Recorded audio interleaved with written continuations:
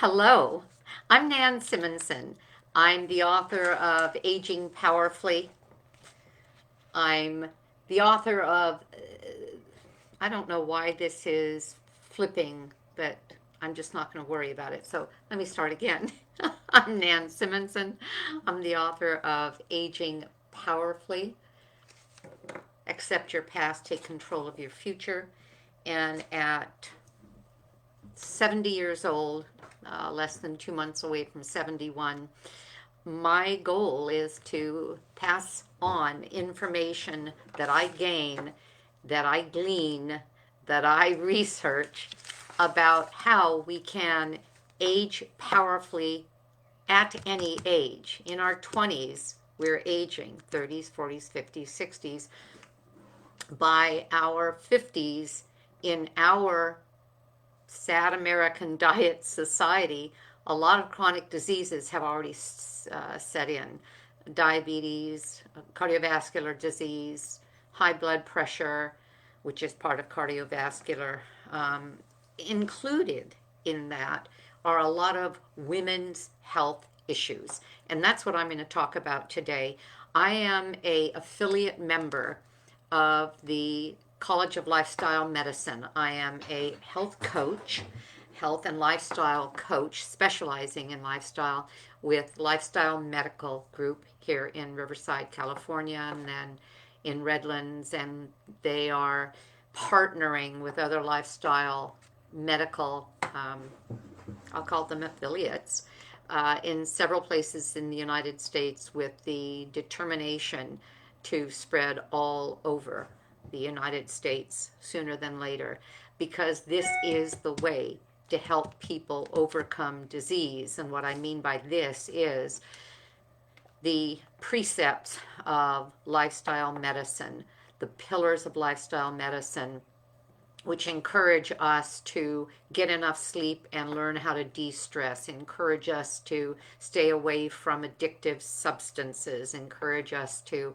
eat well, healthfully, and primarily toward a whole food, plant strong, plant based, plant exclusive, whichever way one can find themselves, diet. And when I joined Dr. Deisinger's lifestyle medical practice as a health coach, going on 4 years now, I, just before I joined, changed my diet to a whole food plant based and found out that that was what they were promoting, and took on the I'll say delightful position of not only a health coach but also their cooking coach. So I do cooking classes on a monthly basis, and you'll find a lot of my videos from my own I'll say process as someone who has written a book about health and is now promoting cooking healthfully. You'll find that on my YouTube channel. It's Nan Simonson. YouTube Nan not dash, but space Simonson. Anyway, as a member of the College of Lifestyle Medicine, I didn't finish. So sleep is and stress relief, diet, movement, and community. Being a part of a group, having a purpose, all of that is what can keep us healthy. We make these choices every day, and 80% of the disease you see around you every day, and possibly in your own family, are lifestyle modulated, and therefore can be prevented, and therefore can even be overcome. So I pay a lot of attention to the things that can ameliorate illness, and especially as it relates to a whole food plant based or plant directed dietary lifestyle. The College of Lifestyle Medicine just had their conference, Lifestyle Medicine 2021, and it was virtual. And as a member, I invested and took advantage of the training, and I listened. Now it's been 3 times to the presentation of a OBGYN, obstetrician and gynecologist. Her name is Dr. Michelle Tollefson, and her subject was balanced women's health at all ages with a whole food plant-based diet. Her story includes breast cancer that she was treated for a few years ago, and she is whole food plant-based. She is a mother of 3 children as well as a professor, and I was quite taken by the beautiful presentation, logical unfolding of information in her talk. So I took a plethora of notes, and rather than trying to just chatter as if I know all these things, I am going to be using my notes today. So I'll be paying attention and reading a lot rather than just doing my I was going to say usual chatter. There's a term I want to introduce to you. I've spoken many times to the Power Agers, to the when I do presentations of the microbiome. If you are not familiar with it, I'll say intimately because you could and should be, get Will Bolshewitz's book, Fiber Fueled. Go to Amazon, Fiber Fueled, it'll pop right up, Dr. William Bolshevitz, and it is a marvelous introduction to what the microbiome is, and this is all evidence-based, based on a study of 10 years, the American Gut Project. And as a working board-certified gastroenterologist, as well as being board-certified in lifestyle medicine, he has a wealth of information to offer, and half of the book is recipes. So it's one thing to know what to eat, it's another thing to know how to put it all together, and he's there to help as well.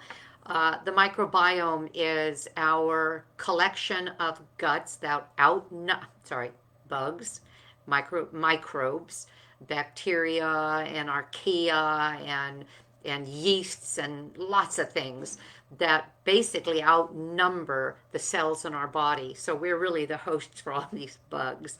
And the microbiome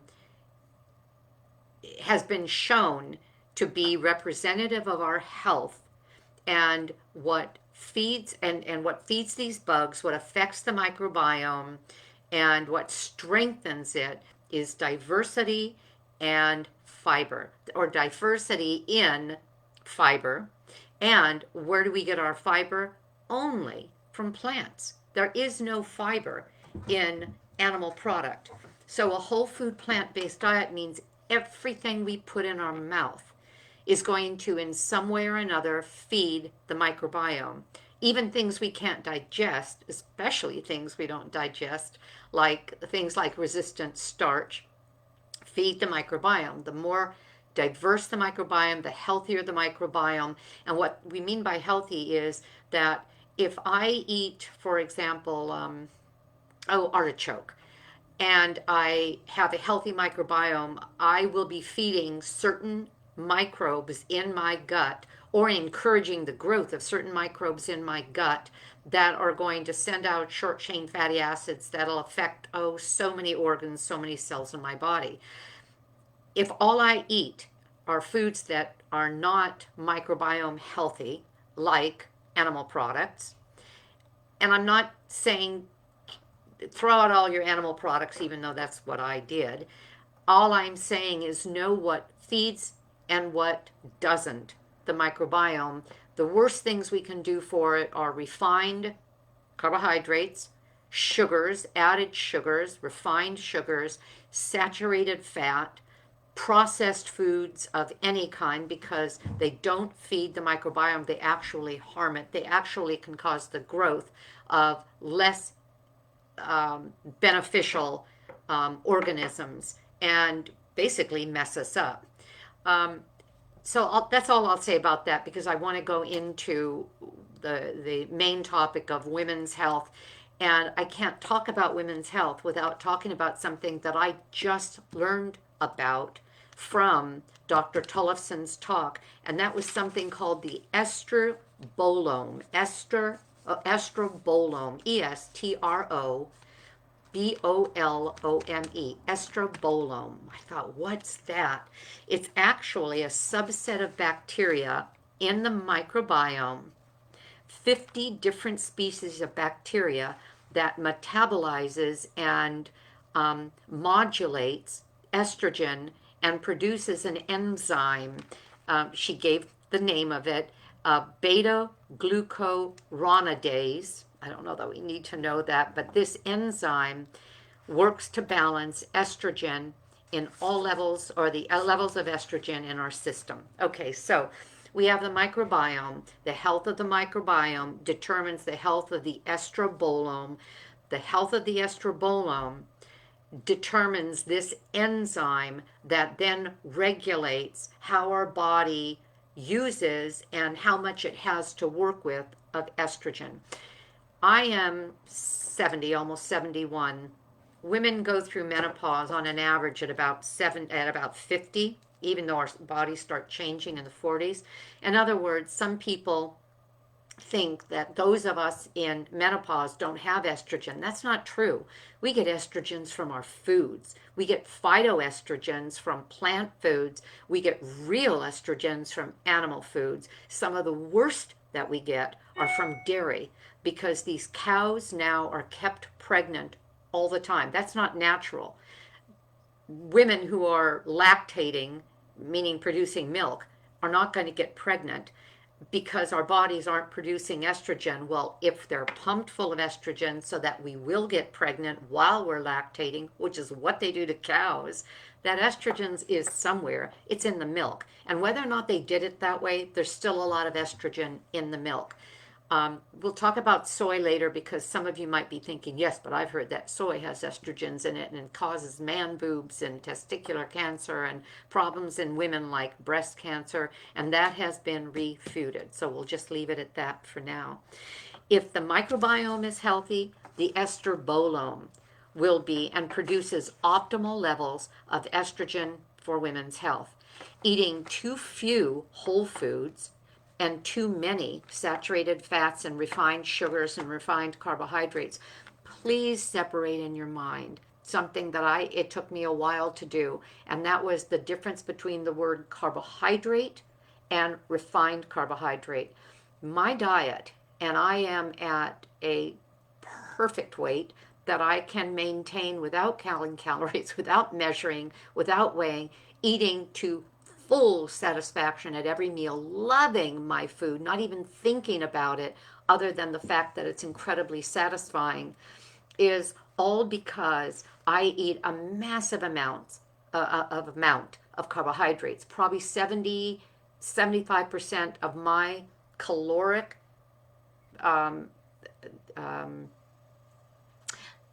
what am I trying to say? Well, the caloric value is from carbohydrates, but they're whole food carbohydrates. Sweet potatoes, in other words, as close to nature as possible. The fruits that I love, the squashes, the starchy potatoes and sweet potatoes and legumes and grains, whole grains, seeds and nuts. The seeds and nuts have a lot more fat than carbs, but they still have carbohydrates as well. You don't have to fear them. So when somebody says carbohydrates, please don't go to that. Go to refined carbohydrates. In other words, processed foods. Foods that are made to look like a thing, act like a thing, get us hooked. They're highly addictive because our brain lights up like a candle, like a firecracker. When we have combinations of salt, sugar, and flour, all of which are refined, that just light it up and make you want it again and again. That's physiological. I've talked about that. We actually have neurons in our stomach that light up when sugar hits it. We get the dopamine rush and we want more. You've heard me talk about that, and that's also physiologically a fact. All right. Estrogen-dependent conditions include levels of fertility, polycystic ovarian syndrome, uh, dis, uh, sorry, estrogen dependent conditions include levels of fertility, meaning whether or not a woman can get pregnant. And there are a lot of women who, and the numbers are becoming greater, who have found that they cannot get pregnant. Men whose sperm count is so low that they can't produce, um, they aren't viable as it relates to fertilizing the ovum. Polycystic ovarian syndrome, dysmenorrhea, which means pain in during the period, premenstrual syndrome, menopause symptoms, osteoporosis, and even breast cancer are all estrogen dependent conditions. But what affects the microbiome affects the estrobolome, and therefore hormones are affected. And hormones affect mood and appetite and obesity and even sexual function. So get ready for this, ladies. Most of the people that hear or listen to my talks are women, or men that know women. And this is a women's talk, and we'll be talking about some things that we normally don't. Diets that include plant protein and plenty of fiber affect the microbiome's diversity and the downstream metabolites of that diversity, which include short chain fatty acids. Short chain fatty acids affect the physical and mental state of our entire body. Short chain fatty acids affect us at a cellular level in a very positive way. Diets low in nutrients, I'll call them phytonutrients, and rich in animal proteins, low in fiber, lead to inflammatory cytokines and systemic inflammation. Dysbiosis, meaning the lack of health in the microbiome and the estrobolome, lead to diseases in women far beyond the reproductive tract. And we'll be staying primarily with the reproductive tract, but the one of the number one, well, I was going to say one of the number one, close to the number one cause of death in women is heart attack. And a heart attack is due to a coronary and vascular breakdown in our body. That isn't a woman's problem, but by the same token, that has everything to do with the health of our body, and the microbiome has everything to do with that as well. So all of this is pertinent. So fertility, and Dr. Tollefson broke down a number of women's health issues that are made worse or made better with diet. Her focus is what she has adopted for herself and her family after decades of research, and is teaching to her patients and is teaching to her students. She also is a professor at the university teaching lifestyle medical and lifestyle medicine modalities, and she is 100% convinced that the diet for health for women overall is a whole food, plant-centered diet. And so she broke down the most prevalent of the women's health issues. They include fertility. We talked about that. And she was saying that the most relevant parts of our diet that affect fertility include, again, fiber-rich or fiber-poor diets. The more fiber-rich, the more the short-chain fatty acids, the more isoflavones we're going to have, which mediate inflammation, and the more naturally occurring folic acid, that we're going to get in our diet, and she reminds us that those of us that eat primarily plant-based also want to we want to take on a regular basis our vitamin B12. That's something we always remind you of when you're eating primarily plant-based, and even people that have a diverse diet still need to watch their levels of vitamin B12, especially when they're eating a high saturated fat diet. Polycystic Ovarian Syndrome, which is the most common disorder in reproductive age women in the United States. The increased risk of cardiovascular disease and type 2 diabetes is very much connected to syndrome, polycystic ovarian syndrome. And again, the diet that's recommended, and what she did in her talk was she listed one after another studies, double-blind, placebo-based studies on each one of these, coming up with the same conclusion that, and this was from the Cochrane study, that she again encouraged us to look at what whole food plant-based diets can do because of how it feeds and nourishes our bodies with phytonutrients, phytochemicals, antioxidants, anti-inflammatories, as well as proteins that our body utilizes beautifully without the cause of that added, I'll say, detriment of the arachidonic acid that we get from the animal proteins that are actually inflammatory. The glycotoxins, she talked about the glycotoxins in animal products when they're cooked, and that is things that cause the Maillard effect. In other words, when fats and proteins, animal proteins, are heated, dry heat, high heat, roasting, barbecuing, toasting, they create some glycotoxins, all of which cause a inflammatory response that ultimately lead to disease in whatever our weakest organs are. High fiber, low fat diets are recommended because the number of glycotoxins from that food go down to nearly nothing, because we don't have the saturated fat, we don't have the meats, we don't have that Maillard effect and the acrylamides that go along with that. Dysmenorrhea, which is painful periods.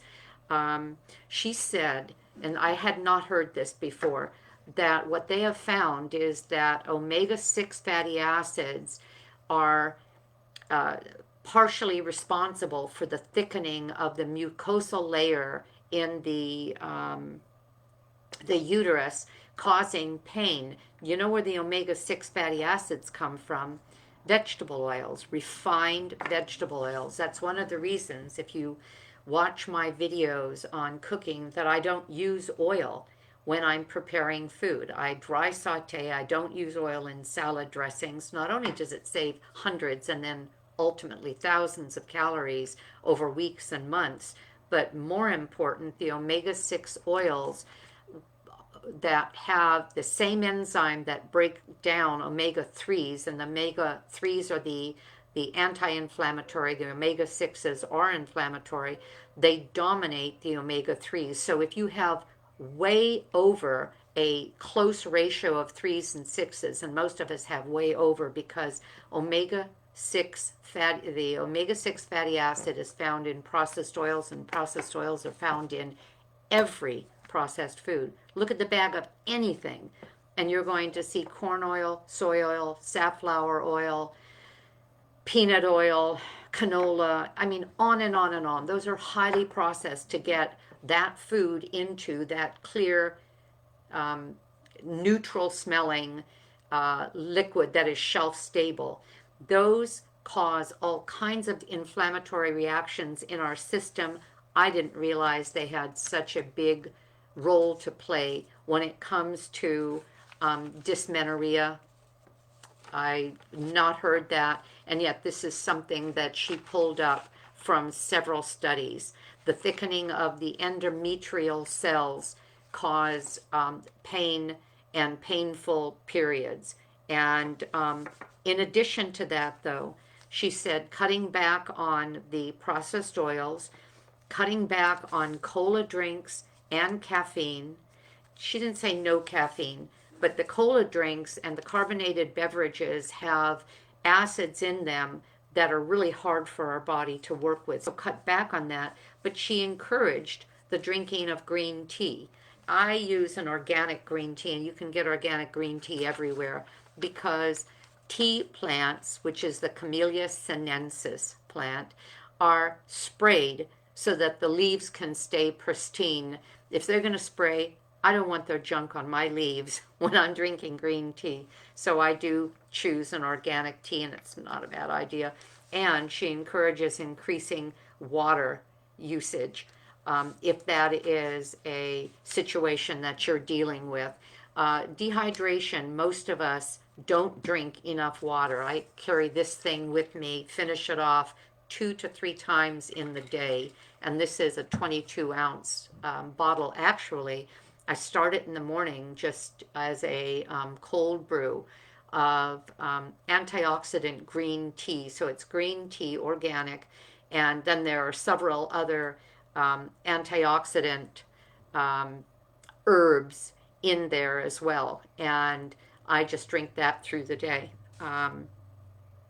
Research has shown that an animal-rich diet and with refined carbohydrates will increase symptoms of dysmenorrhea by 70%. That's what they found in their research.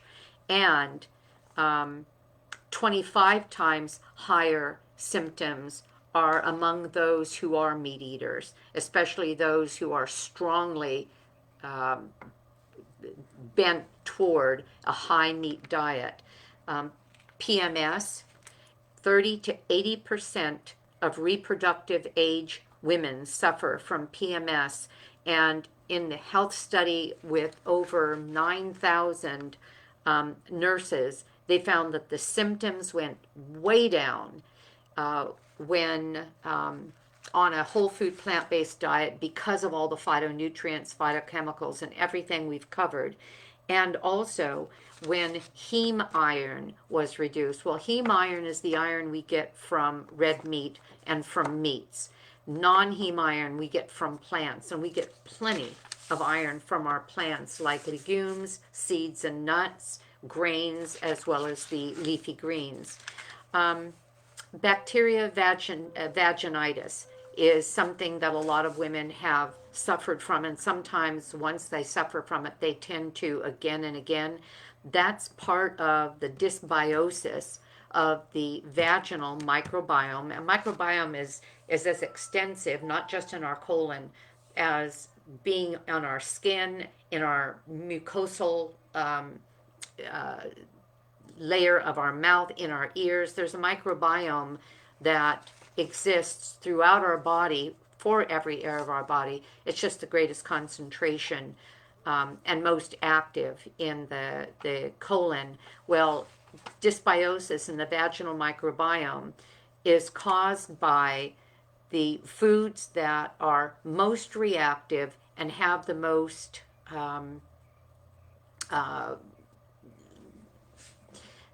effect on our antioxidants. In other words, free radicals.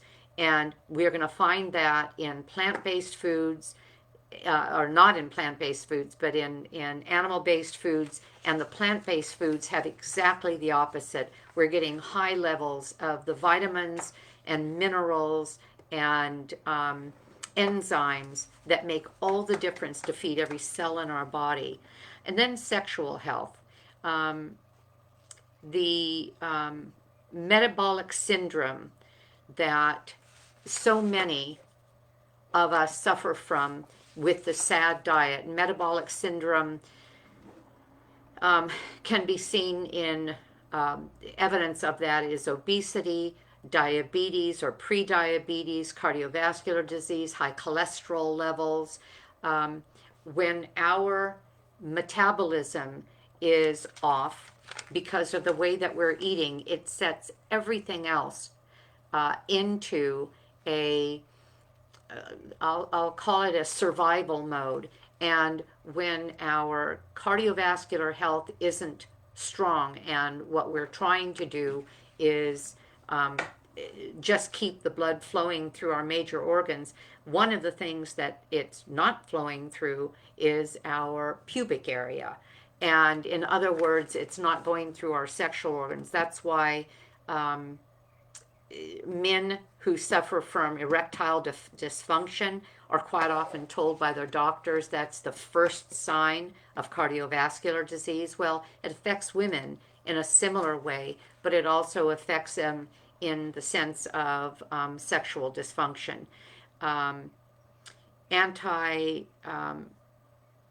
and oh, and women can find a much greater uh, I'll say evolution back to normal health in that way and in that area with diets that are very high in antioxidants. What's that? That's a plant-based diet.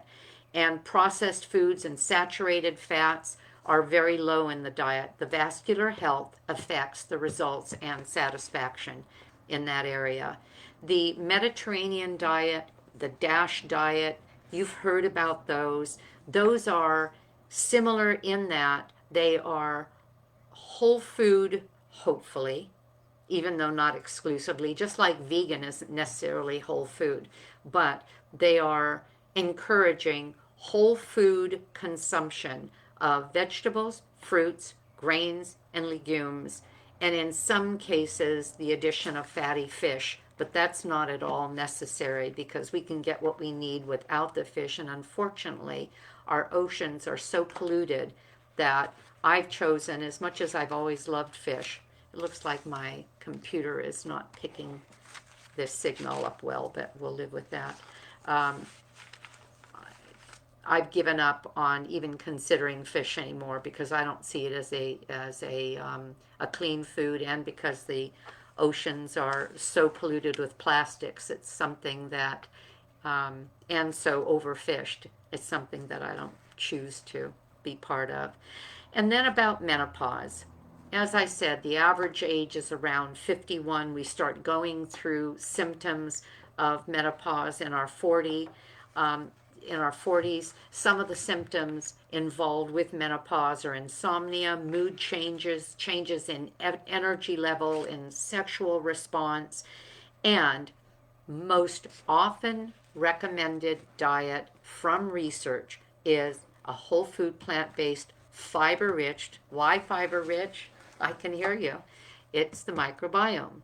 When we talk about eating fiber, we're not talking about your grandma's fiber. We're not talking about Metamucil so that you can eat and have things push out the other end. When you eat fiber now, you're eating fiber from whole foods, a diversity from all the colors of the rainbow in all of those foods that I've outlined, fruits and vegetables, grains and legumes, seeds and nuts, tubers, spices, herbs, all of those foods, each one of them in every color, affect the microbiome and the antioxidants, phytonutrients, phytochemicals that I'm talking about here. When Dr. Tullison was talking, and she spoke of every the diversity of female and women's health issues, every one of them, as you can hear what I'm doing right now, came down to recommendations that all could have been funneled into one basket. And that was to eat more of what I've just discussed. Why? Because what I've just discussed, they do for our body. And the fiber being at the top of the pyramid of importance, because it represents the foods that, the only foods that can offer fiber, not Metamucil, but whole foods that are plant-based. Let me see if I've spoken about, oh, there was something else that she was, a couple things she was careful to say. What happens in menopause as well is without the natural estrogens that have helped us keep our bones strong, our bones tend to become more weak, osteoporosis, osteopenia as we get older. We're able to get calcium from plants. People think, oh, drink milk. As a matter of fact, it's still written in a number of places. I'll read an article and I'll think, are you kidding? Are you still telling people to drink milk to make their bones stronger? The societies where the most milk is drunk are the societies with the greatest amount of hip and bone and knee weakness and bone fractures, and the societies where the least amount of milk is drunk, like the Asian countries, don't suffer from the same thing. As a matter of fact, those animal food proteins will actually pull, because the proteins acidify our body and our blood, will pull the calcium out of the bones, because calcium is an alkalizing agent and it actually weakens the bones. That's the research that I have found. Those are the people who are speaking the loudest now and trying to overcome decades and eons of not only wrong thinking, but also what's published by industry, the industry that makes a lot of money on what we drink and what we eat and what they can make and call food that we'll buy. Soy isoflavones were feared. They no longer should. As a matter of fact, Dr. Tollefson, and I don't know that you're going to find talks from her, but somebody who's very popular in social media, Dr. Christy Funk, Kristifunk, who is a breast surgeon who began her public life and as a physician and a surgeon telling women to stay away from soy, now admits she's telling people, including people with breast cancer who are survivors, to stay healthy by having 1 to 3 servings of soy a day, as does Dr. Tollefson. That not soy isolates, not the factory, I'm going to call it factory food soy or factory food vegan food, where the isolates are then turned into crumbles that taste like chicken or burgers that taste like beef. We're talking about food as close to nature as possible.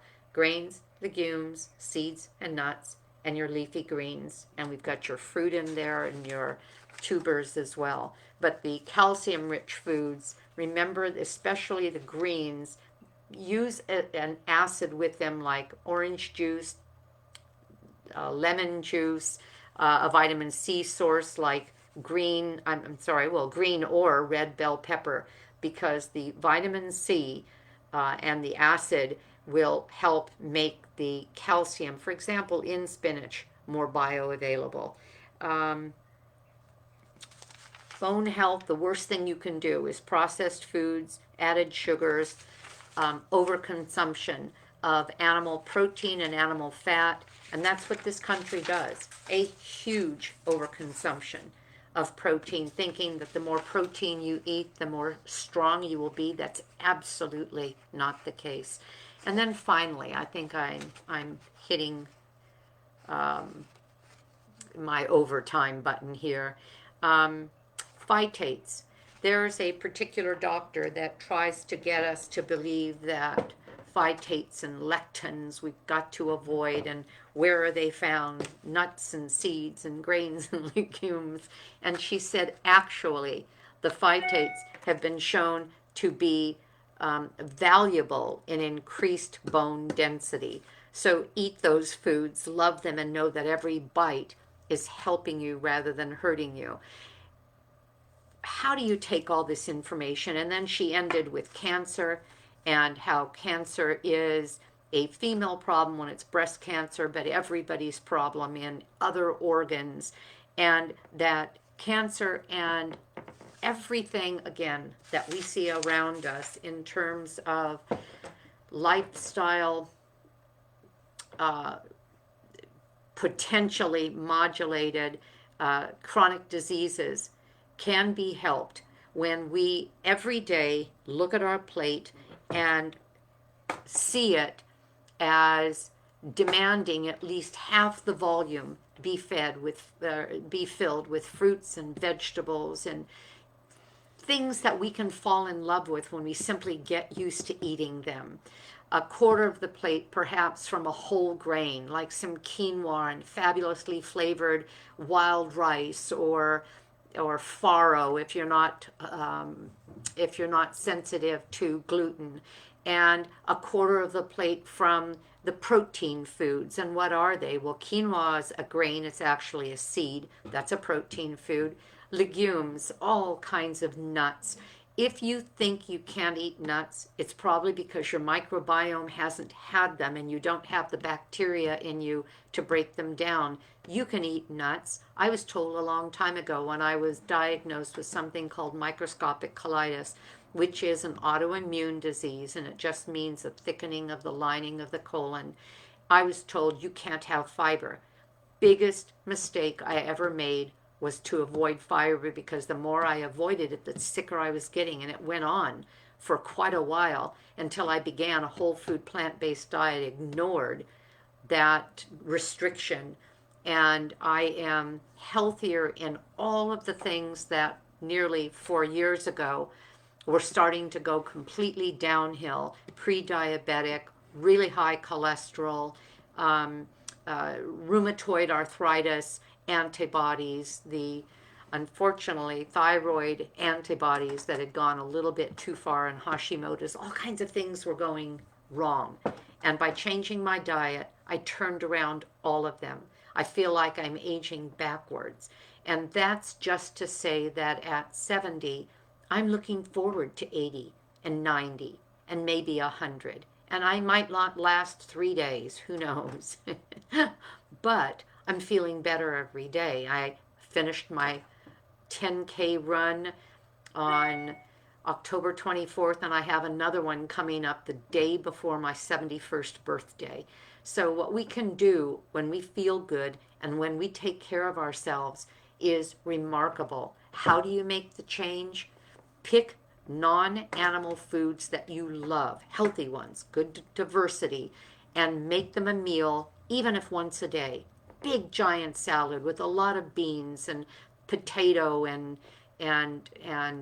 some seeds and nuts and a dressing. Go to my website and even look at how I make my chopped salads, my YouTube website, or just go to my website. It'll take you to my YouTube cooking channel, and see how I make my salad dressings with no fat that are fabulous. No, it's not that they're no fat, there's just no oil. The fat would come from sesame seeds or other things, maybe a cashew nut cream.